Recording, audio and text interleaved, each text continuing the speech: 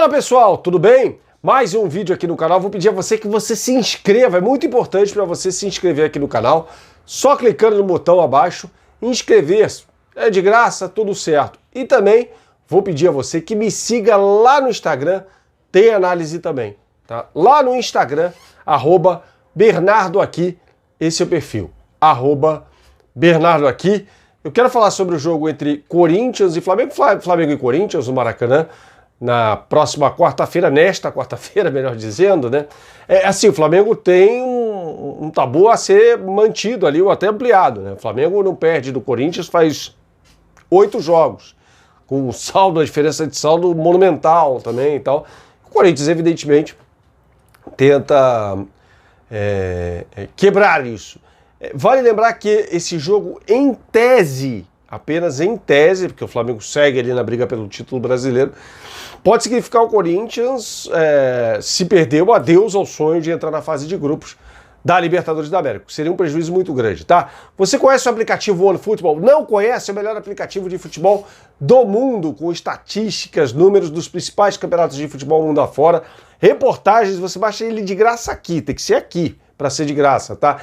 E assiste no seu celular aos jogos do Campeonato Alemão, com narração do Monsanto e comentários do Gerd Wesel de graça. E o aplicativo OneFootball vai te dar uma camisa, ou de Corinthians não, ou de Flamengo ou de Palmeiras, os dois finalistas da Libertadores da América. É só você participar do concurso cultural, você vai preencher ali os seus dados, tá?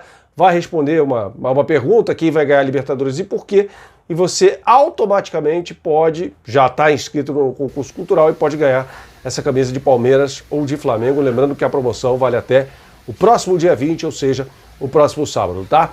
Vamos falar mais sobre esse jogo, porque taticamente, como ele funciona, o que ele significa. Vamos lá. É o seguinte, a chave do Corinthians, como está aí na capa, passa a ser Renato Augusto. Por quê? O Corinthians do Silvinho joga claramente num 4-1-4-1 bem definido, tá? Vale lembrar por que o 4-1-4-1, que é o esquema favorito do Tite. Bom, o Tite é o grande mentor do Silvinho. O Silvinho foi auxiliar do Tite, né? Inclusive na Copa do Mundo de 2018, antes de partir em voo solo para tentar a carreira como técnico. A Europa se qualificou, é bem verdade, estudou e tal. E foi um desastre a passagem dele pelo Lyon, né? Bernardo, mas foram apenas 11 jogos. Veja, o sucessor dele foi o Rudi Garcia, que levou o Lyon à semifinal da UEFA Champions League na temporada 2019 e 2020. Ou seja, tinha potencial aquele time. Voltando ao Brasil. Nesse 4-1-4-1 dele, ele tem alguns defeitos, como todo time de futebol tem, tá? Mas assim, quem deve começar o jogo contra o Flamengo é o Gabriel. É um volante mais marcador do que construtor de jogada, todo mundo conhece. Ex-Botafogo, ex-Palmeiras, tá? O Gabriel tem problemas seríssimos na marcação também na cabeça de área, tá? Particularmente na cabeça de área. É um cara que marca melhor um pouquinho mais à frente. Quando o time contra-atacado, ele se complica. Isso ficou muito claro no jogo contra o Internacional, empate por 2-2 no Beira-Rio, tá? Então ele deve ocupar essa função no corredor, espaço ali entre zagueiros e meio de campo.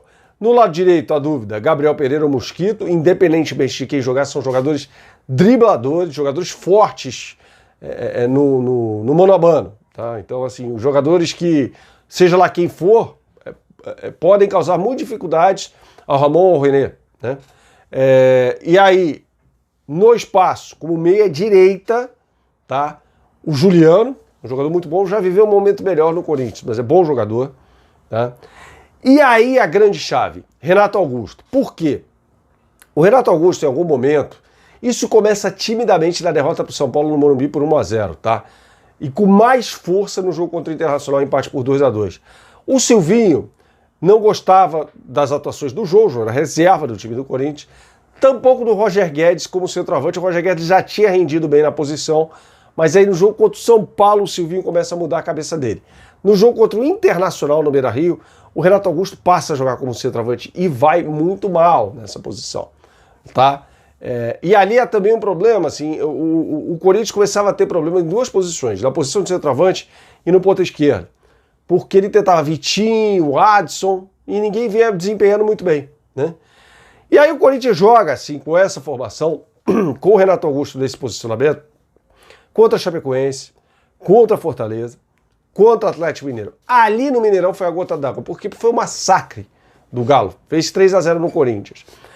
Para o jogo contra o Cuiabá, o que o Silvinho faz? Traz o Renato Augusto para a posição dele na meia esquerda, né? Ou seja, entre o Gabriel, um pouquinho mais adiante, e o Roger Guedes jogando pela ponta esquerda. Na posição que era dele no Palmeiras, no Atlético Mineiro e tal. Tá? E ali ele começa a render. Por quê? Ele vê o jogo de frente. Ele não vê o jogo, ou participa do jogo, porque ele mais via do que participava, no meio de dois zagueiros, com bola voando aqui, de cruzamento. Não, o Renato Augusto passa a ver e joga na posição em que o Tite mais fez com que ele pudesse render. Foi nessa posição que ele foi o melhor jogador do Campeonato Brasileiro de 2015. Foi nessa posição que ele foi um jogador importantíssimo em todo o ciclo pré-Copa do Mundo da Rússia, jogando pelo lado esquerdo. E aí ele tem um problema físico, volta e joga muito bem contra a Bélgica, né? Quando entra naquela partida. Então era um jogador fundamental para o Tite nessa posição. E o Silvinho, de certa forma, emula aquilo que pensava o Tite. Não, peraí, eu vou deixar o Renato Augusto nessa posição de novo, vamos ver se vai render. A questão é, ele demorou muito tempo para observar isso, muito tempo. Agora, existe a garantia de que ele jogará nessa posição? Me parece óbvio. Mas as coisas com o Silvinho não funcionam tão na base da obviedade, não. É um técnico que tem um trabalho muito ruim. Se você conversa com torcedores do Corinthians, eles fariam uma troca. Se pergunta, eu tenho vários amigos corintianos, os caras, inclusive companheiros, né, jornalistas, você pergunta, os caras falam, não, manda o Renato Gaúcho pro Corinthians e manda o Silvinho pro Flamengo. Senão o cara é meio detestado por boa parte da torcida do Corinthians. Isso ficou muito evidente depois dos 3-0 implacáveis do Atlético Mineiro no Mineirão. Tá? Então, não é previsível, mas é uma aposta minha. Jô jogando como centroavante, Renato Augusto jogando como meia esquerda, entre o Gabriel e o Roger Guedes. Acredito que essa será a formação no Corinthians no jogo contra o Flamengo. O William está recuperado, não vai começar o jogo, evidentemente, tá? Muito tempo de inatividade. Jogaria, em tese da posição, pode jogar pelo lado direito também, quem sairia? Então o Corinthians ainda com muitas dúvidas, um Corinthians que não rende aquilo que poderia render. Mas é um adversário complicado sim para o Flamengo, por causa da qualidade individual dos seus jogadores, aí eu faço uma comparação assim com o Flamengo, numa escala diferente, evidentemente. Flamengo muito calcado nas suas individualidades, Corinthians também muito calcado nas suas individualidades, só que o time do Flamengo, os jogadores do Flamengo são melhores, evidentemente. Né? E a chave passa por isso. Em que posição vai jogar o Renato Augusto? Ele jogando de frente torna-se muito mais perigoso. Se o Corinthians adotar de repente uma postura mais reativa, ele tira o Jô, coloca o Renato Augusto como centroavante, e aí coloca dois jogadores de velocidade pelos lados, né? Não sei, mas a chave, tudo vai passar nessa partida pelo Renato Augusto, tá bom? Saudações, até a próxima. Tchau, tchau.